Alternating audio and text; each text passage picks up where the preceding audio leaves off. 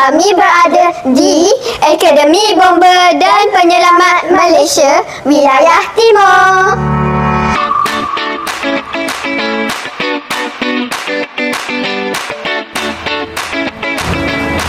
Assalamualaikum. Hai, saya Amira dan saya Aisyah. Kami dari MyLB Channel, saluran informasi anda. Pada 5 November 2025 telah diadakan lawatan ke Akademi Bomba dan Penyelamat Wilayah Timur, Terengganu. Mari kita saksikan liputan tersebut.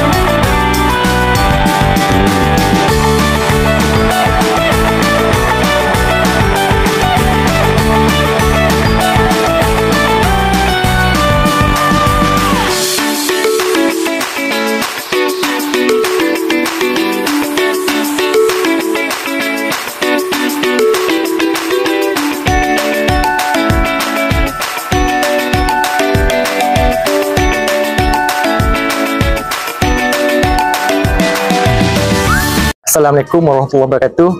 Selamat datang kepada rombongan sekolah SK Binjai Pemahaman Terengganu. Untuk makluman, Akademi Bomba daripada Wilayah Timur Katapai Marang ni merupakan salah satu daripada 5 buah Akademi Bomba dalam Malaysia yang mana untuk melatih pegawai-pegawai bomba yang sedang berkhidmat dan juga pegawai-pegawai bomba yang baru berkhidmat berkecimpung dalam Akademi Bomba, agensi bomba lah.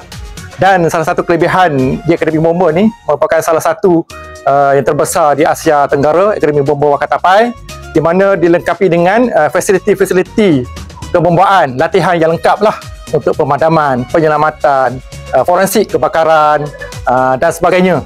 Di mana kita di sini tenaga pengajar yang terlatih dan berpengalaman lah untuk melatih pegawai-pegawai kita untuk mendalami ilmu kebombaan untuk memberi khidmat kepada masyarakat semasa inilah.